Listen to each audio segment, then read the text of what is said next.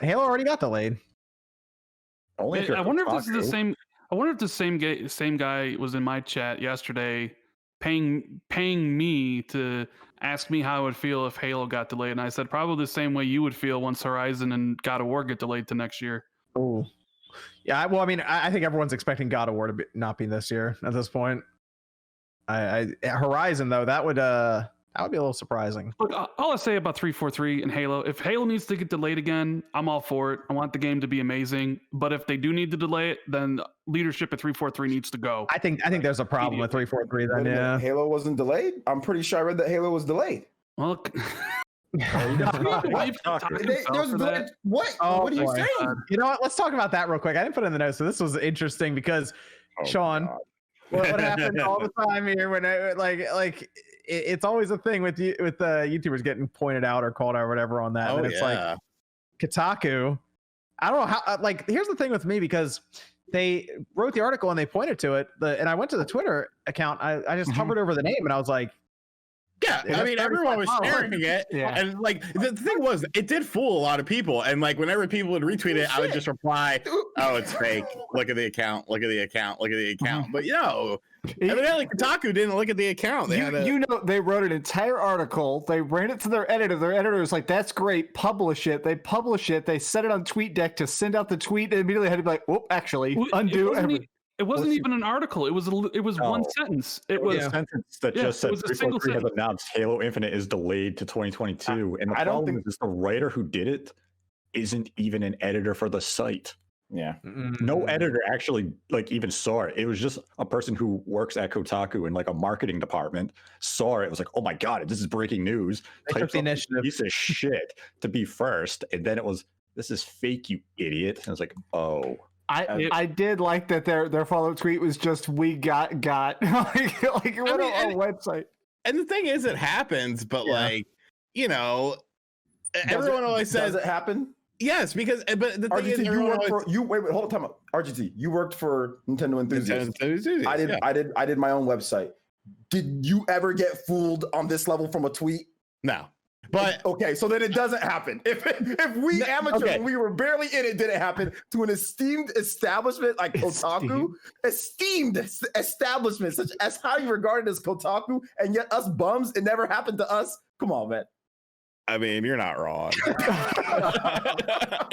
You're not. And we ran way smaller sites. Mine really small. Yours a bit bigger with Nintendo Enthusiasts, and we small compared, and us doing all the work. For the most part, carrying most of the work. I mean, there's no excuse for this. As somebody who used to write a lot, there's zero excuse for. There's nothing that you can say. They were on that 35 follower Twitter account, but Microsoft holds this big event with all these indie games, and they were just like, I guess we'll get to this. They weren't the only industry people that fell for it. I saw some people make some really hot takes, and then all of a sudden the tweets are gone. It's like, but people aren't really checking sources anymore, huh? Interesting. That's true, but an article's different. We've all got an article is completely different. An article, because you've got to write it, then you've got to say, you got to look over. This says, are you sure you want to publish? That's when you usually, when it asks you, are you sure you want to publish? You check your source again. Anybody who's written for a site, that's what you do. It says, are you sure you want to publish? You check everything, make sure everything's lined up correctly, and then you do it. This is a dramatic. I'm not trying to be too dramatic about it, but this is pretty bad. It happens to people on Twitter a lot with Nintendo Direct stuff and all of that, where it's that happened because you're like, oh, cool. Maybe you're on your phone scrolling, and you're like, I'll press the retweet button or something. This is cool. And then it's like, oh, wait. That account had 100 followers. I'm gonna go ahead and delete this now and let everyone know that there's no direct. But OJ's right, because they even quote tweeted, I think, that the account too in the article, and they wrote a line about it, and then they went through and put the keywords in, and then they published it. And they didn't check. There's much more planning that goes into it than clicking retweet. But I get what you're saying, Rand. There's a lot of people talking about it on Twitter for about 5 minutes as well. Well, it's funny because a lot of these journalists look down on us. Exactly. Yeah. That's the point I was. You know what I mean? I would never run a video without the proper sources or immediately doing something, because my videos take 2 to 3 hours to make anyways, but a lot of them look down on people like us. So I just had to have a laugh that they fell for it, when a lot of us would be like, we would spend the extra 2 seconds being like, wait a minute, that's not a verified check mark, that's not the official Halo account. Chris Lee doesn't work at 343 anymore. I I don't know. It is pretty. Also, I don't know. It was April. It was like April 1st or something. No, it was March 31st, but it was close enough that you could say, it's somewhere in the world. It's probably April 1st. Like I just got talking about April 1st, like coming up, and here it is, like the eve of April 1st, and that comes up. It's like, to be honest, that's what Rand said is the reason why I'm not really giving them any slack on this one, because they do legitimately look down upon. They do. They constantly.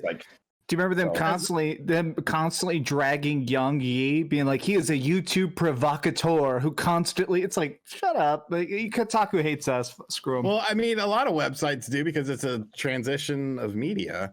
It's like, it's, kids, listen to YouTube more than they want to read an article or something like that. People who are, out and about, you can sit there, you're gonna read an article while you're on your phone. No, I mean, you're fucking driving your car, you throw on a video, you can at least listen to it and get the gist of what's happening. So as I do. I usually listen to YouTube and stuff in the car. Yep, when I'm running. I'm not gonna be like, hey, I'm running, let me read this article. What's going on with World of Warcraft today? Yeah, like I'm just gonna listen. I'm just gonna listen to all the news that you guys put out, all the videos I have in there. So I mean, I get it though. I mean, I get it. I used to do that old form of media. I got into it when it was late, and I was like, yo, you got to transition. You got to make your channel and all that.